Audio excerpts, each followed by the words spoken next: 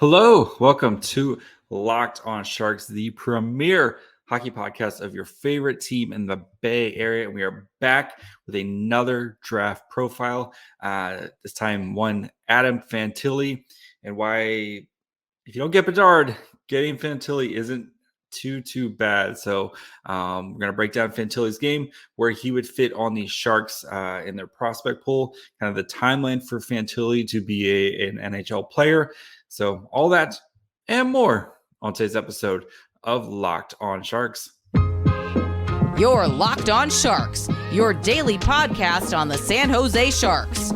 Part of the Locked on Podcast Network, your team every day.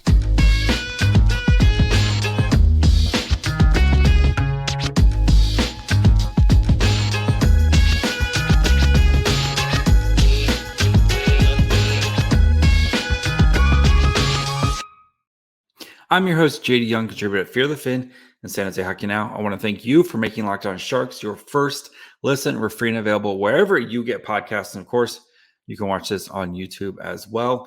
And we are back into the prospects. So Adam Fantilli, super fun prospect. Again, it's with Connor Bedard in this draft, it's what he's doing. We talk about this with good friend with Hadi from Locked On NHL Prospects. We talk about what Bedard's doing is so just ridiculous, kind of overshadows just how well guys like Fantilli and Leo Carlson are. But Adam Fantilli is going to be an awesome player. So before we get into the actual draft profile breakdown, do want to know that today's episode is brought to you guys by FanDuel. The official sportsbook of Locked On. Make every moment more. Visit FanDuel.com/LockedOn today to get started. All right, now we bring on Locked On NHL Prospect host Hadi to talk about one Adam Fantilli. How are you doing today, buddy? Doing very good. How are you?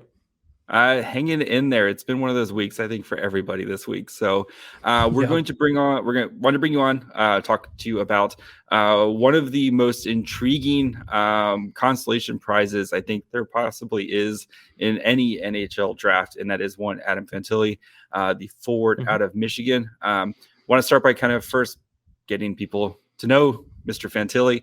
He's a center, plays for Michigan in the NCAA, 6'2", 187-pound big boy. So far this year, 20 games, he's got 14 goals and 18 assists with 78 shots on goal. And he is basically kind of the universal second pick in the draft right now, heading in, this early into it. What is a team getting with Adam Fantilli? Well, you're getting a complete player. I think that's the best way to describe him. I don't think he really has anything in his game that's properly missing. Some parts of his game are average or just even slightly above average, and that's about as bad as it gets with Fantilli. Goodness, so horrible. But genuinely, he's all over the place. In the offensive zone, in the defensive zone, he influences play in all three zones. Great in transition. He's got that sort of, when teams talk about, we're looking for a power forward center. Fantilli is about as good a power forward center as you get, because he's not limited to one or two plays like most power forwards are, where they'll, drop the shoulder, cut to the net, bring the puck into dangerous ice, create using their speed and their strength, and that's about it. Fantilli can create laterally. He can find seams, cross ice really well. He's got a tremendous shot. From mid and long range as well. He's not just sort of a short range shooter. He can play the off puck game really well, both offensively and defensively. I look at this player and I see just a player with really no discernible sort of bona fide weaknesses, which if you get that at second overall, especially with the strengths he has, his skating, his strength, his shot, his playmaking, it's all just so good.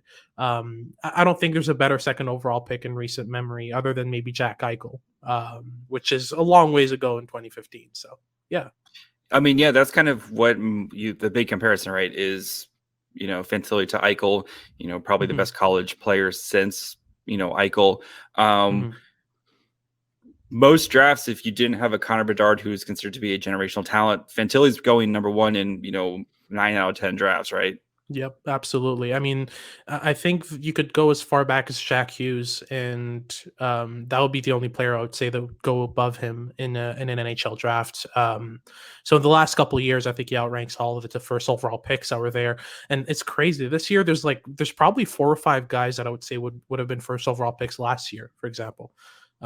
So it's just a ridiculously strong draft, and I think that there are some major differences between Eichel and Fantilli, Mhm. mainly work rate, mainly frame and usage of body in physical scenarios along the boards, puck races, all that. But in terms of the draft itself, having that bona fide generational talent at first overall.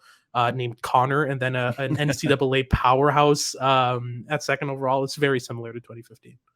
So, I mean, you talked about his strengths and stuff. What is the one like most NHL like? What's the one thing that you're like, okay, this dude, this is what makes him so special for his strengths? It's his physical game. I mean, there's a difference between being big and strong and being big and strong, but also using your body effectively. I've seen Mhm. some 5'8", 5'7" forwards that are better physical players than 6'6", 6'7" players, and it's mainly how they utilize their body. And I think Fantilli does that exceptionally well. His effectiveness in board battles, the way that he approaches players, the way that he approaches puck races, if he knows a player is going to get there first, he's going to angle his body a certain way. He's going to cut off the hands of the opponent. These are all small details that if you add that on top of his frame, it becomes so deadly. And that's why I sort of call him a sort of modern day power forward. It's mainly because of that element. It's just a fact that he dominates almost every physical battle he gets into and does a really great job along the boards. I mean, and then that sounds great, right? Like, Mhm. I Yeah. mean, we all love skilled players, but at some point, like size does matter, at some point, and Mhm. especially if how you use your size. And like Yep. for example, like the Sharks have Brandon Coe, who's a very big guy, but I don't think he's quite as physical. He hasn't really kind of Mhm. developed that skill set. And I know Coe Mhm. is a fourth round pick, and Fantilli's the number one pick in most drafts type of year. But like that Mhm. type of thing where he's already learned how to use his body and use it effectively. And it's not like he's playing for Michigan, and you play a lot of quality talent when you're playing in the Yep. NCAA. We saw that when we were tracking Thomas Bortolo a couple of years ago. um Mhm. what do you think is like the one thing, not that's going to hold him back, what do you think is kind of the next thing he needs to really focus on to as he makes his transition from NCAA to AHL or NHL hockey? I'd say perhaps offensive spacing. He's really good with the puck, but sometimes when it comes to utilizing his speed off the rush, off the puck, when his teammates have the puck and they're streaking up the ice, sometimes I feel like he rushes into lanes or he's just a bit behind on plays. And it's not a slight on the skating. The skating's really good. Mhm. It's just it's more of a mental thing where you sort of need to space yourself, to pace yourself rather really well when you're entering rushes with teammates, with the puck. I think it's really important for him to sort of learn that because it's going to add an incredibly effective layer to his game because his on puck skills are so good. Once he gets the puck, it's off his stick really quickly. He's really intelligent, is able to make plays at high speeds. So if he's able to enter pockets of space at right times, just combine that with his frame, his skating, and his ability to play pucks quickly and to have that high pace of play. I think that combination would be really deadly. So I think that's the main thing that I set as a development objective for. All right, guys, before we continue with Hattie and getting into Fantilli, talking about kind of his timeline, right? When we expect him to be a NHL player, why maybe him being on the kind of another year at Michigan isn't going to be the worst thing in the world for him. So before we get into that, do want you guys know about our friends over at FanDuel. If you guys don't know by now, FanDuel is the best sports book out there. It's our new sports betting partner, the number one sports book in America, FanDuel. If you're new to FanDuel, it's even better. They have so many great features that make betting on sports fun and easy. You can download the FanDuel app so you can now bet on the Super Bowl 57 with a no sweat first bet. You get up to $3,000 back and bonus bets if your first bet doesn't win. FanDuel lets you bet on everything from money line to point spread. So who's going to even score a touchdown? They have a bunch of great props. I'm probably going to take the under in scoring. I think it's like 49.5, and Super Bowls tend to be a little low scoring because it kind of the first quarter or so is a very much of a feeling out process. That's just my tip right now. But the FanDuel Sportsbook app is safe, secure, and super easy to use. Best of all, you get paid your winnings instantly. So join FanDuel today at FanDuel.com/lockedon to claim your no sweat first bet on Super Bowl 57. That's FanDuel.com/lockedon. Make every moment more with FanDuel, the official sportsbook partner of the NFL. And then, I mean, we know nowadays, especially if you're going to be a kind of top line center, potential top line center, coaches, GMs, they want you to play a full 200 a game. How is he in his own zone? Because I mean, we've seen plenty of guys who are amazing in their own zone, but then when that's what gets them in trouble, right? That's why coaches bench them or they don't get the same type of playing time as if they're a mess in their own zone.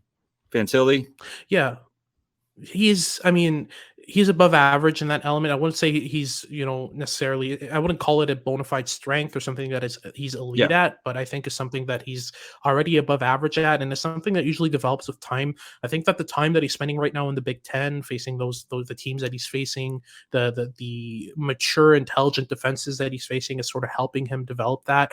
Having teammates behind him as well who can help him, understand his positioning in the defensive zone. I think he's really good on support.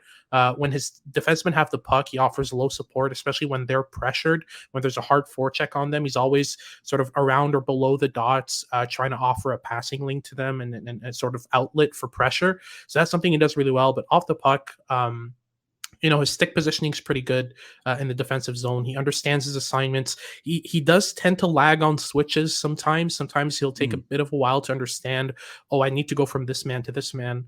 But these are sort of details that usually are ironed out by the time a player is 22, 23, 24. And he's already playing above his age, way above his age. So, I mean, I don't think it's something that's going to be an area for concern. I think by the time he settles into an NHL role, Adam Fantilli is almost definitely going to be a top 6 center, and it's mainly because of how complete his game is and how reliable he is in all 3 zones.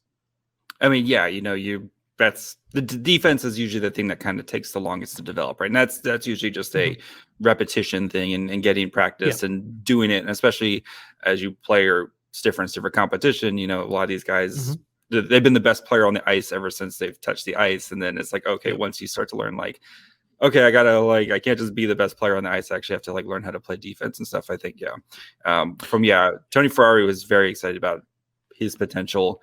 Where do you see if Fantilli reaches his absolute topped out max, what type of player would a team be getting? Franchise player. I mean, that's about it. He's genuinely that good. I think that he's got the package in order to become, a top, maybe not a top 10 scorer in the league, but maybe a top 15, top 20 scorer in the league. The fact that his playmaking and his goal scoring were so refined already, his stick handling's almost unmatched in this draft class. He can really stick handle extremely well. You saw him try the Michigan at the World Juniors. That did cost Canada a point against Czechia. That was, him and Bedard were trying to outshow each other and all that, and it did end up sort of costing Canada a game. But you can see the skill level with him and. Just again, the frame, the skating. I mean, he's pretty much got it all. He doesn't have any bona fide weaknesses. I really, really, really love this player, and I think he is going to be, at the very least, a second line center. That's the worst case scenario with Fantilli. And if you're getting that at second overall, I mean, you're set, right? Yeah. Speaking of World Juniors, I mean, I know he didn't have the same role as Bedard and sharing the ice with Bedard. It's easy to make the comparison Bedard scored a bajillion points. Fantilli, he was kind of more of a bottom 6 guy. What do you take away from his performance at World Juniors? Is it that he did his role, he did what he was asked to and kind of produced that role? Yeah, no, absolutely. I mean, he showed a lot of projectable elements in this World Juniors sequence. I mean, he still had 5 points in 7 games. That's excellent for a 17, 18-year-old in his draft year. First, to make this Team Canada roster in your draft year, I mean, you have to be an exceptional player. I mean, that 4th line would probably be, I don't know, the first, maybe second line on Czechia, Slovakia, a bunch of other teams. I mean, it's a very, very stacked team offensively, especially. I mean, when you have Owen Beck sitting out, I mean, Yeah. they had a lot of players that they left off the board, and they chose to keep Fantilli. And I think that was the right decision. He played really well in that bottom six. He was struggling at times, especially when it was paired up with some higher end talent. He did start the tournament in the top six, but then he dropped off. He was replaced by Joshua Roy, who was playing on the third line. Joshua Roy got pushed up to the second line. He got put down to the third. By the end of the tournament, Fantilli was on the fourth line, but it wasn't a slide on his game necessarily. I just think, he was what you would expect from a top 2, top 3 overall pick. In his draft year, playing against the best U20 players in the world. It was just about what you would expect from Fantilli. I think he sort of set what you would think would happen with him, whereas Bedard he burned it all down. Yeah, absolutely. I mean, he straight up dug a trench between him and Fantilli. He said, "You're not crossing." I mean, I'm first. I think that's what happened at this tournament. But that's not to say that Fantilli is a bad player by any means. I mean, again, 5 points to 7 games is excellent.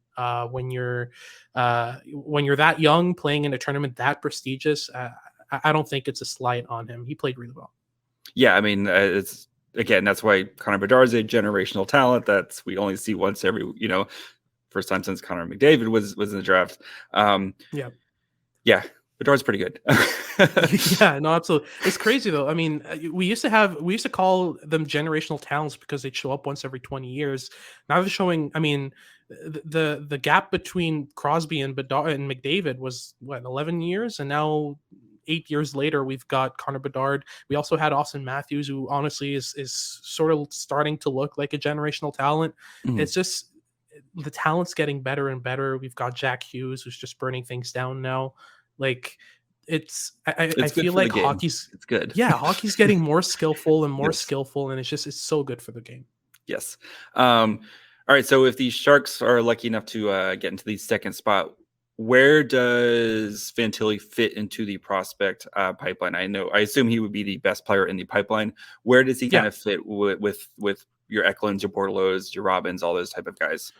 If you have Adam Fantilli and William Eklund as your 1-2 punch for the next 20 years, I mean, the Sharks could be really, really well set. That would be amazing. That would be so good for the Sharks. That would be sort of your new Thornton Pavelski type thing. It would just be excellent for this for San Jose. I just, for me, Eklund, I've sort of tempered my expectations about him, but I still think that he's going to be a top 6 center eventually. So yeah, Fantilli ranks as the best prospect in the Sharks pool if they draft him for sure. All right, and then what's kind of the timeline for Fantilli? I mean, he's at Michigan. He's going to stay at Michigan as long as he wants. I mean, what do you kind of what's a realistic timeline for him to kind of make the NHL and be an impactful player in the NHL?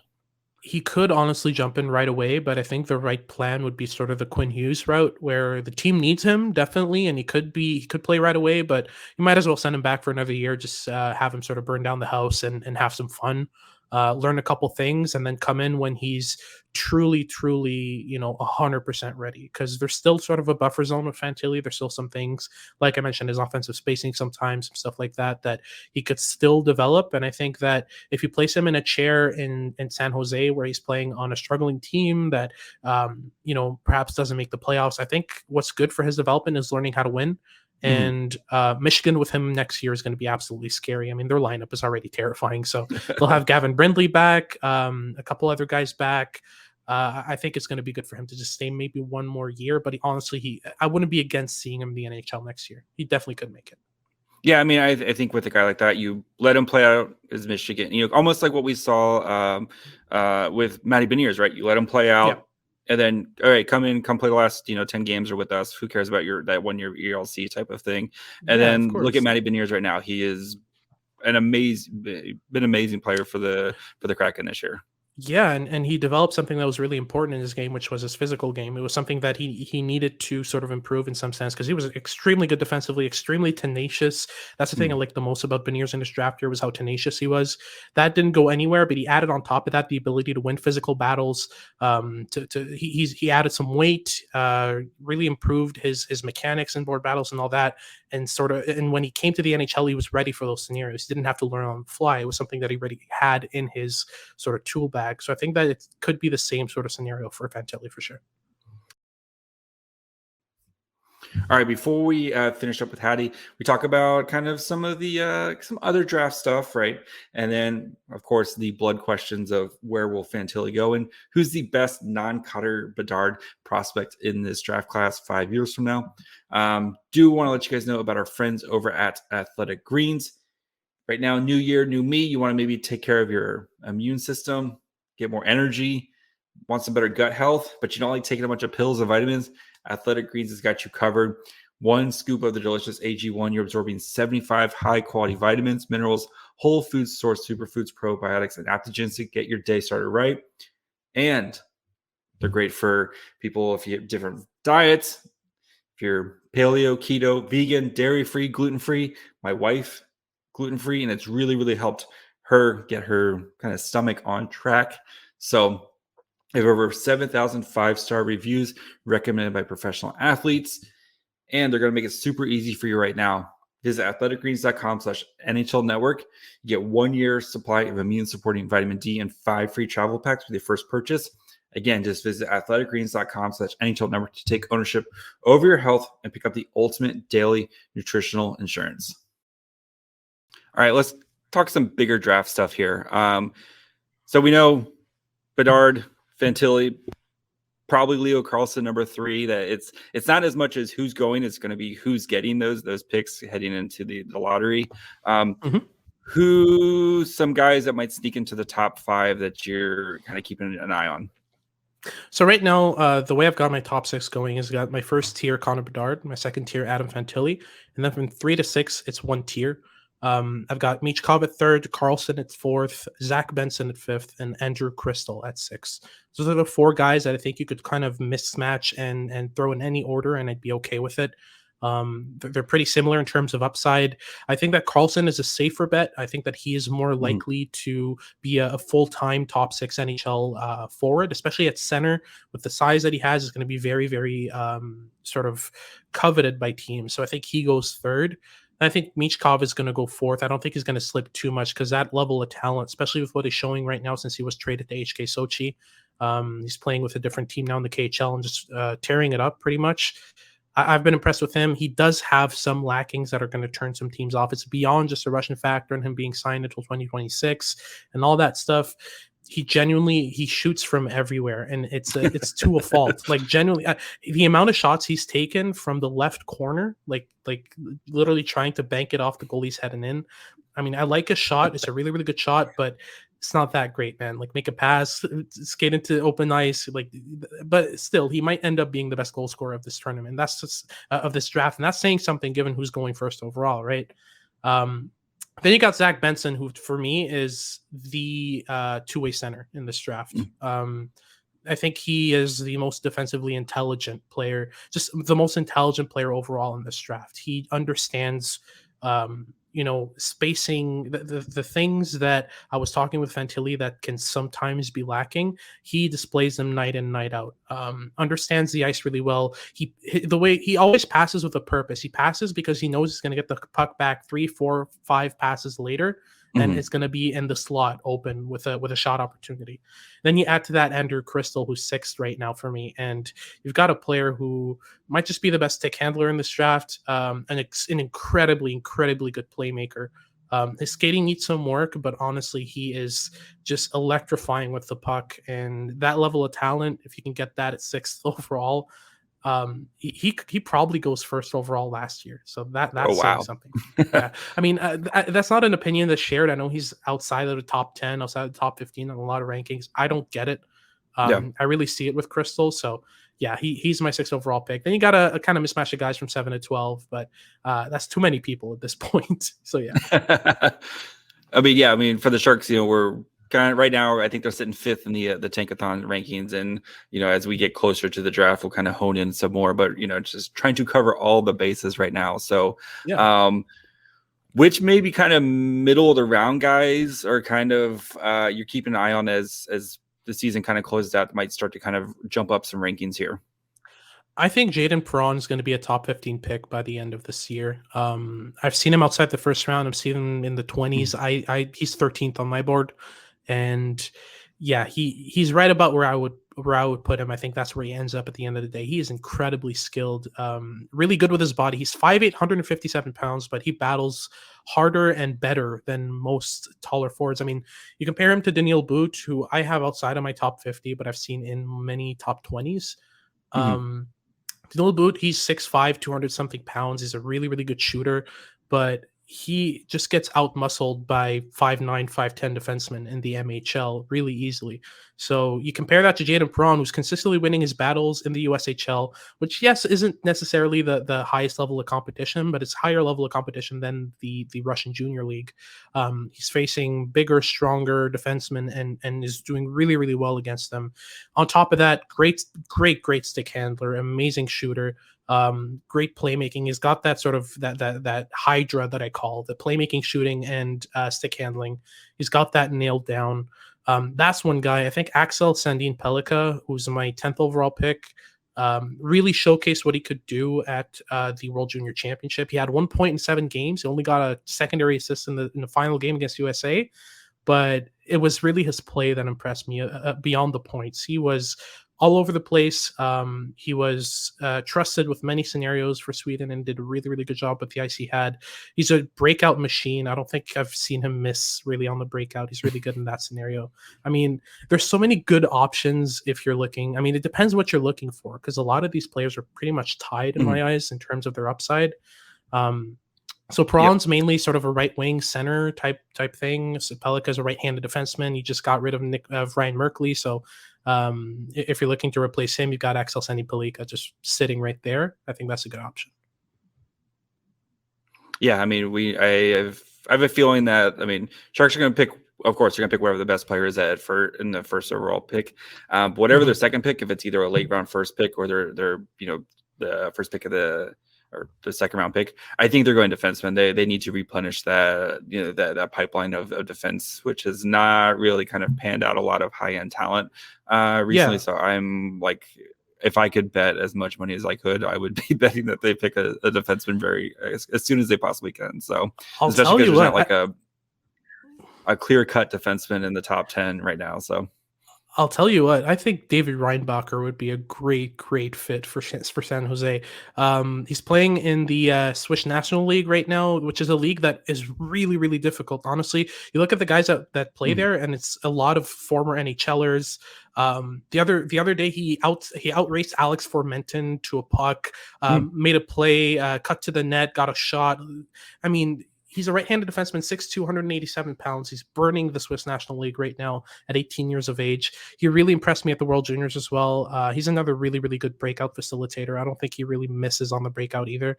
If Axel Sandin Pellikka is off the board by the time they pick, I would jump for David Reinbacher. He was really, really impressive. Awesome. All right, we'll get you out of here with 2 questions. These are the blood oath questions. You didn't know this, but I took your blood before you came on. One, this is probably one of the easiest ones. Where in the draft does Adam Fantilli go?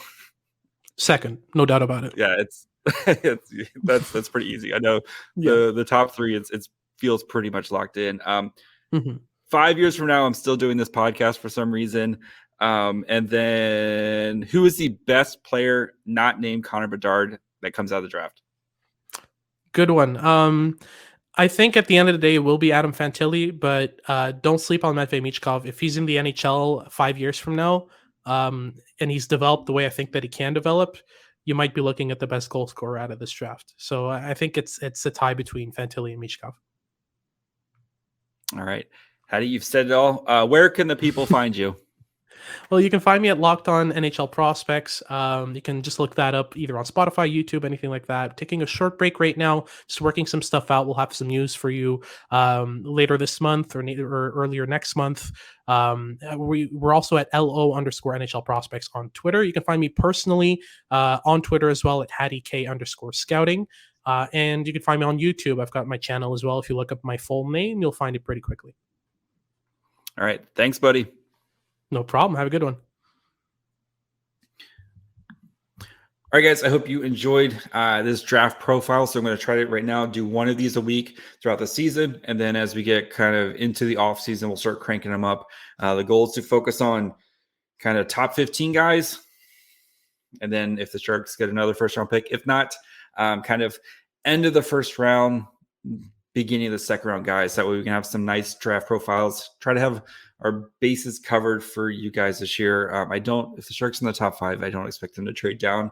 I'd probably be really mad if they traded down, but got to focus on those guys. And like I said, we're going to try to get some more kind of back end of the first round, beginning of the second round, because the Sharks are going to be having a very high pick in that second round, or maybe another first round. As we get past the trade deadline, we'll know more. So we're going to try to get a bunch of these covered for you guys. So if there's anybody you specifically want, please let me know, especially on the YouTube comments. Let me know who you want me to try to cover. I've got a wide variety of friends who, or people who know people. I have can kind of cast a wide net out there to see if I can make sure to cover your guy. We got plenty of time before the draft. So, draft profiles are really fun. I like doing draft profiles. So, make sure you guys are following me on Twitter at myfryhole. You can also follow the show on Twitter, Facebook, and Instagram at Locked On Sharks. Listen wherever you get podcasts: Apple, Spotify, Odyssey, Amazon Music, wherever. Watch on YouTube as well. And until tomorrow, bye, friends.